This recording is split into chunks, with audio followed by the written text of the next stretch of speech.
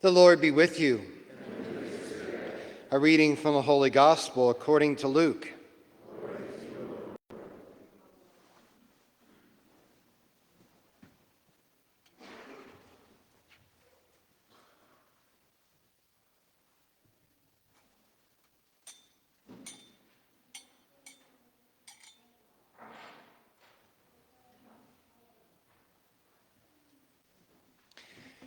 Chapter 17, verses 11 through 19. As Jesus continued his journey to Jerusalem, he traveled through Samaria and Galilee. And as he was entering a village, 10 lepers met him. They stood at a distance from him and raised their voices, saying, "Jesus, Master, have pity on us." And when he saw them, he said, "Go show yourselves to the priests." As they were going, they were cleansed. And one of them, realizing he had been healed, returned, glorifying God in a loud voice. And he fell at the feet of Jesus and thanked him. He was a Samaritan. Jesus said in reply, 10 were cleansed, were they not? Where are the other 9? Has none but this foreigner returned to give thanks to God? Then he said to him, "Stand up and go. Your faith has saved you." The Gospel of the Lord. Praise to you, Lord Jesus Christ.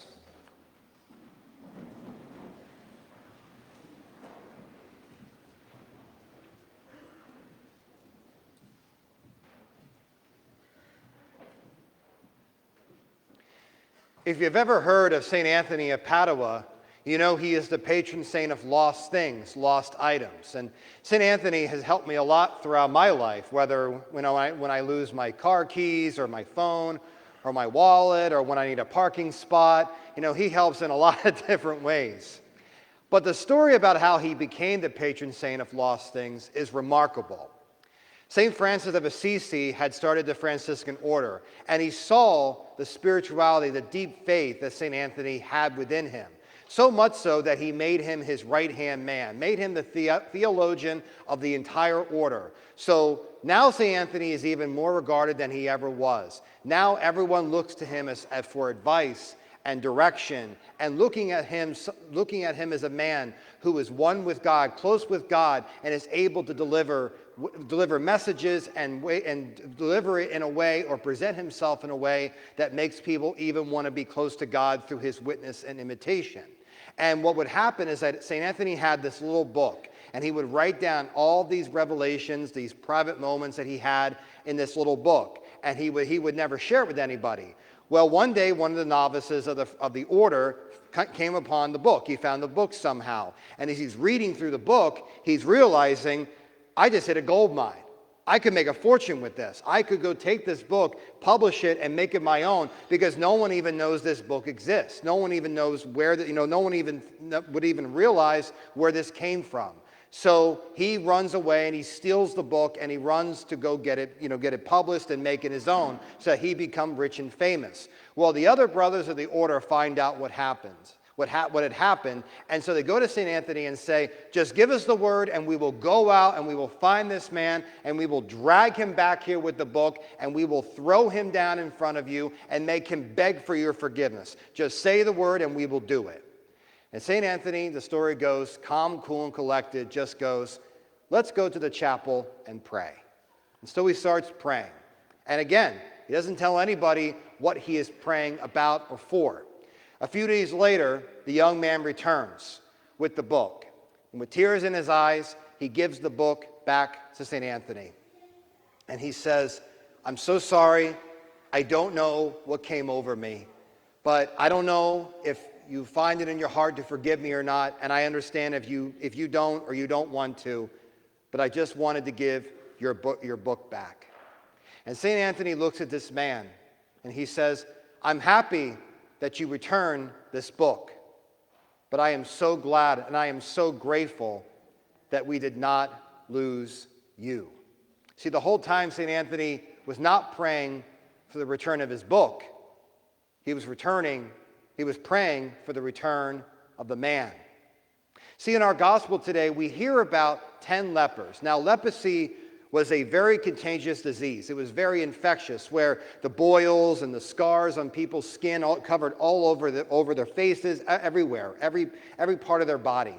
So much so that people did not even want to be near a leper. They just separated themselves. Even family and friends, even though they still loved them and had pity for them, never went near them again. So we hear about these 10 lepers who see Jesus from a distance. Now, they had heard probably at this point by Jesus' reputation, at least what he looked like. And so they cry out, "Jesus, please have pity." Literally, have mercy on us. See, in this moment, we realize that Jesus does not have to be up close and personal to heal someone or to give someone healing. All of us, I think, have the temptation to think that if Jesus is not right here looking at us, then he must not hear us, he must not love us, he must not understand us. So we think, oh, what's the point then? What's the point of praying? What's the point of giving anything to him? Sometimes, though, and this is the moments where he brings forth some of his greatest works, his greatest miracles, is when he works in a distance, when he works through someone else that you do not even know yet. He is actually getting someone ready to meet you because they are exactly who you need to meet and you are exactly who they need to meet. Sometimes the Lord will not reveal to us what he is preparing for us. But when the time comes, it will all make sense because we know that in his truth and his love for us, everything happens for a reason. Nothing is by accident. So the next time we think that if Jesus doesn't respond to us immediately or he doesn't respond to us the way that we want, perhaps think of it like that. He did hear me. He is hearing me right now. He's just working right now through someone else to get them ready for me. And then as Jesus looks at these 10 men, these 10 lepers, he doesn't say anything directly to them, any teaching, anything. He just looks at them and says, "Go show yourselves to the priests." Now, the priests of the Old Testament were allowed to declare someone ritually clean, in that they were allowed to take part in the temple sacrifice, the temple worship. And then because the priests had a very strong reputation, the word would spread throughout the region, the city or town that they were in, that this person who was once sick or infected, who was once unclean, is now clean. But as we hear, as these lepers, these men are making their way to the priests, they're healed. They're cleansed. They did not even have to present themselves to the priest first. And that is why we always remember that not only is healing real, it is true and possible. Because Jesus did not even have to say anything. He did not ask anything about who these men were or their backgrounds or where they came from. All they asked him was to have pity and have mercy on them. Sometimes we are just like them. We want to cry out, "Lord, have mercy on me. Please, just look upon me with love. I need it.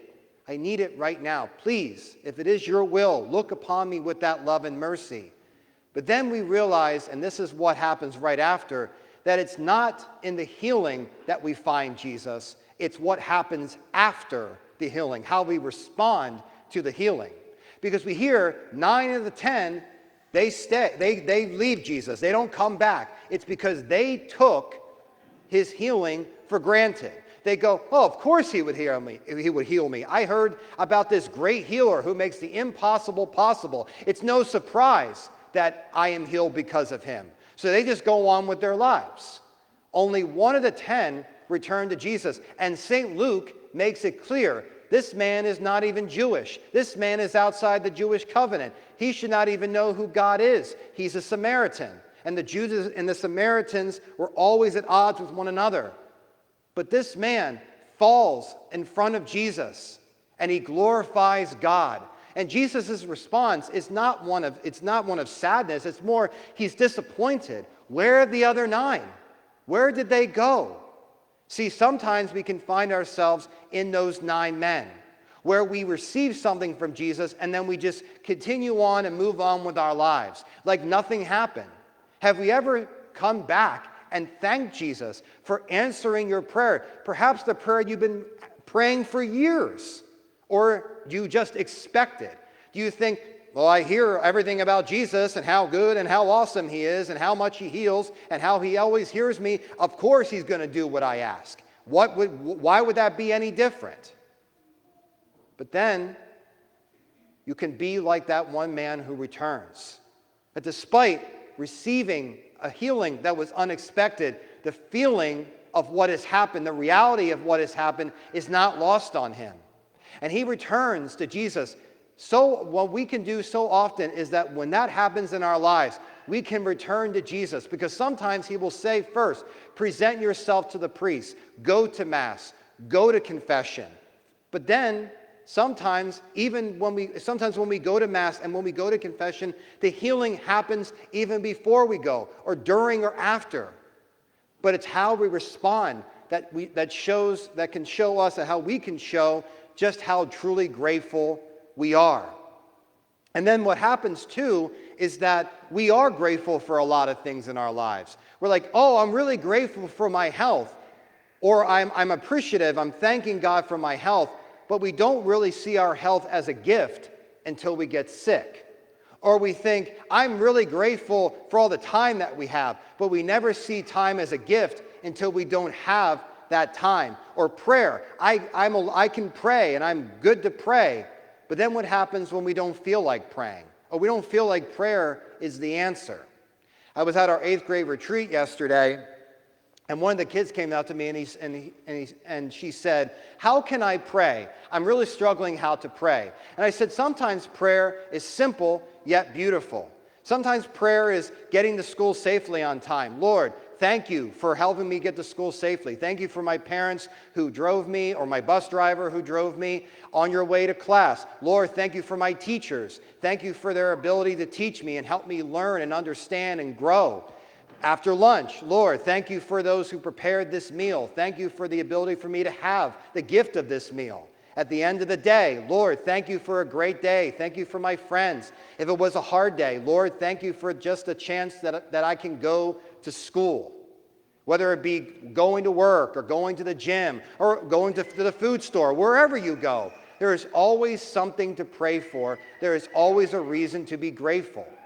And sometimes that prayer is not long or formal. It's just something that comes from the heart. And so today, as we, through the intercession of St. Anthony of Padua, learn all the more that no matter how far away we go away from God, no matter how lost we may become, we can come back to him.